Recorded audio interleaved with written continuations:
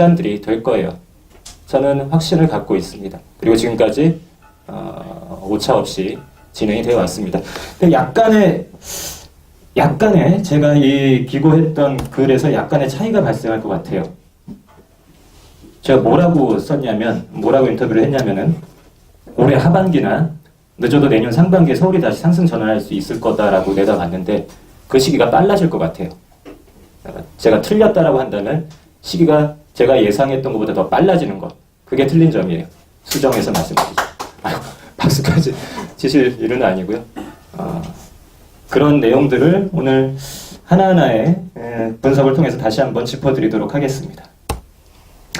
볼게요. 2016년 3월부터 시작해서 2019년 3월까지의 서울의 평당 가격이에요. 아파트 평당 가격입니다. 1,739만 원에서 시작해서 고점 2,678만 원까지 거의 뭐 1,000만 원 가까이 올랐죠. 한 900만 원 남짓 올랐습니다. 940, 50만 원 정도 오른 거네요. 그리고 고점에서 최근에 2019년 3월 떨어진 폭을 보니까요. 얼마 떨어진 거예요? 평당 14만 원 떨어졌네요. 평당 14만 원. 엄청나게 떨어졌나요? 아니요. 안 떨어진 거예요. 예, 별 차이가 없죠. 신문에서는 맨 몇 억 떨어졌다는 얘기만 넘쳐나는데 실제 지표를 보면은 떨어진 게 없어요. 이런 일들이 벌어지고 있기 때문에 여러분들이 실제 시장에 가서 뭐 몇 억 떨어진 물건이 있다는데 나도 한번 구해보자라고 시장에 가시면 절대 구할 수 없는 이유가 이거죠. 그 거래들이요. 일반적인 거래가 아닌 경우가 많아요. 파리 대책 나온 이후에 증여 거래가 굉장히 많이 벌어지고 있죠. 계속해서 늘어났고 작년도 하반기 그리고 올해 초 계속 피치를 올리고 있어요. 증여 거래예요. 옆집에 계시는 김씨 아저씨가 자기 아들한테 증여하는데 그 물건 여러분들이 금매 물건이라고 잡을 수 있겠어요? 못 잡아요. 그리고 보통의 여러분들이 좀 편하게 어떤 그런 금매 물건을 잡으시려고 하죠. 금매 물건은요, 절대 편하게 잡을 수 있는 게 아니에요.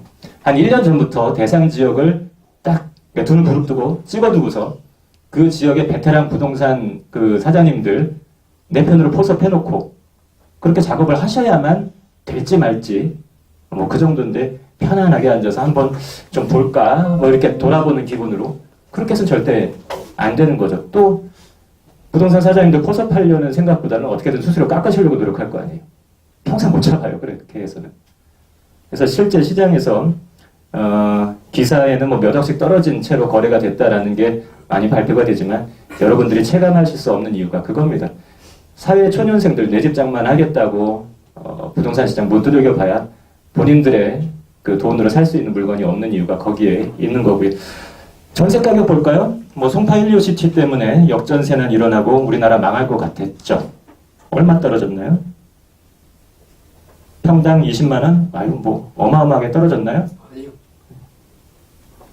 별 차이가 없죠. 어차피 전세 가격은요. 2016년도 3월 이후에 뭐 매매가에 비해서 별로 안 올랐었어요. 그리고 현재 매매가하고 전세가하고 이 비율이 굉장히 많이 벌어졌죠. 평균적으로 줄 잡아서는 매매가 대비 전세가가 좀 괜찮은 아파트 단지라면은, 그러니까 사람들이 선호하는 그런 아파트 단지라면 거의 한 50% 정도 선까지 다 떨어진 그런 상황입니다. 따라서 앞으로 아파트 시장 꽤 크게 보시면 기간 조정을 좀 거쳐야 돼요. 전세 가격이 따라 올라와서 붙어주는 그런 기간 조정의 시간을 좀 갖게 될 겁니다. 근데 절대 그게 뭐 폭락을 의미하는 건 아니에요. 폭락 같은 건 일어날 수 없는 구조입니다. 그런 걸 바라시지도 말고 또 그렇게 될 거다라는 쓸데없는 소리에 불안해 하시지도 말기를 바랍니다. 그저 내 주관을 갖고 보유해 놓고 계신 좋은 물건들 잘 지켜나가시면 되고 또 잘 골라서 신규 투자하시면 돼요.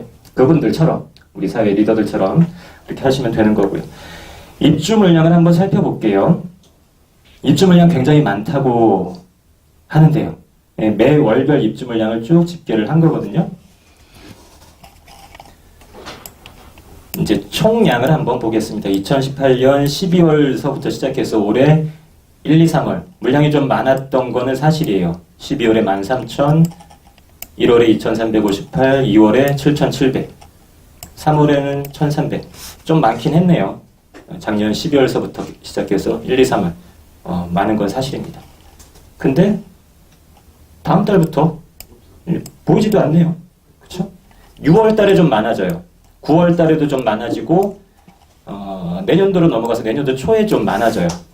그러면 이럴 경우에는 이 입주 물량 총량만 볼 게 아니고 지역별로 어떤 양상으로 나타나는지를 조금 더 세분화해서 보실 필요가 있어요. 이 강의 자료는요, 저희 단체 카톡방. 자, 이게 따로 정리해 놓은 매 월별, 지역별 입주 물량이에요. 어떤 단지가 그 시기에 입주를 하는지를 쭉 적어 놓은 거거든요. 작년도 12월부터 공식적으로는 시작이 됐죠. 송파일뉴시티 9,510세대예요. 많죠. 한 단지에 물량이 많았기 때문에 그렇게 이슈가 됐던 거예요. 특정 지역에, 특정 지역도 아니고 이건 한 단지가 거의 뭐 10,000세대에 가까웠기 때문에 그래서 이슈가 됐던 거죠. 입주 물량이 이렇게 풀릴 때 그 지역에, 그 인근에 일시적으로 가격이 좀 약세를 보이는 이유를 아시나요? 그냥 단순하게 새로운 물량이 많아져서? 뭐 그것도 있긴 있는데요. 보통의 경우에 다 재개발, 재건축을 통해서 새롭게 공급이 되지 않습니까? 그러면 건축이 되는 그 동안에 대체주택을 취득을 많이들 하시죠. 뭐 몇 년 동안 살기 위해서 뭐 전세로 입주비 받아서 전세로 사시는 분들도 있지만 일시적으로 또 집을 사시는 분들도 있어요. 근데 입주 시점에서 상당 부분 걔네들 정리를 한다는 거죠. 비슷한 시점에. 전세로 들어가셨던 분들도 마찬가지고요. 비슷한 시점에. 그래서 한꺼번에 그 물량이 나오면서 국지적으로 그 지역에 한해서 대략 한 3개월 정도 약세를 보여요. 그 3개월이 지난 다음부터는 이제 서울시 전체의 물량이 어떻게 돌아가는지에 따라서 달라지거든요. 서울시 전체는 계속해서 부족 상태인데요. 뭐 송파의 그 이슈도 3개월 만에 이제 끝난 거예요. 강동구 갔다가 6월 달에 1900. 뭐 1900이면 뭐 그냥 그렇네요. 조금 뒤로 가시면 많아져요. 4,900. 이건 좀 많죠? 고덕동. 그리고 상일동에 2개 단지가 또 몰렸네요. 12월에. 3,500 정도 되죠. 그래서 하반기에 강동의 이슈가 조금 한 번 더 송파 일뉴시티처럼 이렇게 좀 시끄럽게 하겠지만 큰 문제는 아니에요. 하반기에 강동의 이슈가 조금 한 번 더 송파 일뉴시티처럼 이렇게 좀 시끄럽게 하겠지만 큰 문제는 아니에요. 3개월짜리예요. 3개월짜리 이슈. 그리고 딱 1분기 그 입주 물량 해소되고 나서 2분기에 상승을 바라보실 수 있게 될 거고요. 그 상승세가 약간 좀 약화되는 정도? 그 정도 생각하시면 돼요. 근데 강동은 전반적으로 입주 물량이 올해 좀 많아요. 그건 사실이에요. 부인할 수 없어요. 근데 이렇게 말씀드린다고 해서 지금 뭐 강동에 갖고 있는 거 뭐 내다 던지라 이런 말씀 드리는 게 아니에요. 좀 긴 안목으로 인내하면서 이 시기를 보내시라는 거예요. 이 시기에 잘못 좋은 거 갖고 계시던 분들 내던지면 땅을 치고 후회하게 됩니다. 곧 회복돼요. 곧. 그러니까 올해 12월까지 요 정도 물량 잡혔으니까 강동구 같은 경우도 내년 상반기 지나면서 다 회복이 됩니다. 그러니까 그 시기만 잘 인내하면서 쓸데없는 걱정 불안하지 마시고 잘 버티시면 됩니다. 자, 이렇게 해서 쭉쭉쭉 2022년 뭐 4월 정도까지 이런 입주 물량이 잡혀 있습니다. 자, 다시 원래 그 강의 내용으로 들어와서 볼게요. 자, 입주 물량을 어떻게 살펴봐야 되는지 그 기본적인 분석의 방법을 말씀드린 거고요. 세세하게 들여다볼까요? 강남구, 송파구, 강동구에 올해 잡혀있던 그 입주 물량들이에요. 많은 것 같죠. 뭐 실제로 물량이 적지는 않아요. 예년 대비. 그렇습니다만 중요한 건 이거라 그랬죠. 그냥 아무것도 없는 맨바닥에 새롭게 아파트가 생기는 게 아니죠. 예전 아파트 때려 부수고 멸실된 그 위에 새롭게 아파트가 들어서는 건데 그러면 매년 몇 채가 멸실이 되고 역사 속으로 사라지고 몇 채가 새롭게 만들어지는지 그거를 플러스 마이너스를 해보셔야 돼요. 2016년도를 보세요. 대략 한 마이너스 15,000 정도 멸실이 더 컸죠. 2017년도 거의 마이너스 2만 정도로 멸실이 더 컸어요. 그럼 그것만 해도 마이너스 35,000원이네요. 2018년도 거의 뭐 마이너스 5천 정도. 그러면 2016, 17, 18, 3개년도 또한 마이너스 4만 정도 돼요.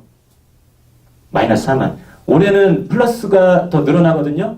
순 입주 물량이 올해는 플러스예요. 그럼 뭐예요? 3년 동안 마이너스 4만인데 간의 기별도 안 가요. 그러니까 유튜브에서 그 폭락론자들 하는 얘기들 있잖아요.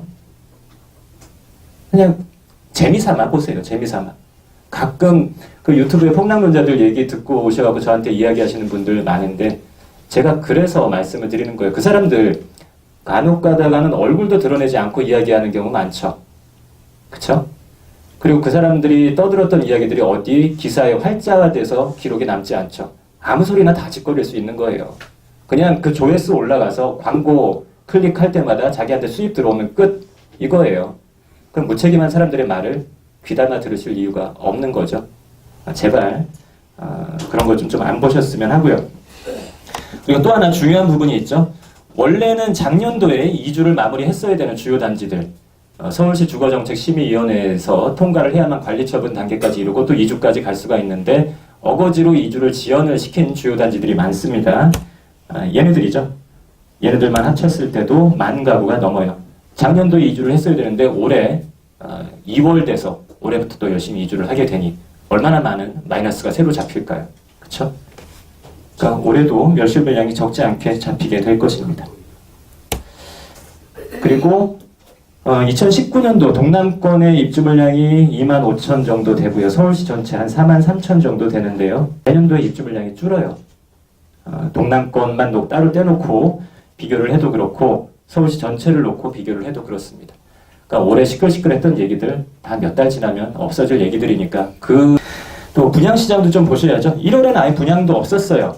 그러니까 분양시장을 보셔야 되는 이유는 입주 물량은 지금 당장 이제 발등에 떨어진 불이죠. 각각으로 지금의 부동산 시장을 만들어내고 있다면 분양시장은 최소한 2년 이후에 시장을 내다볼 수 있는 중요한 지표들이죠. 1월에는 전혀 분양이 없었고요.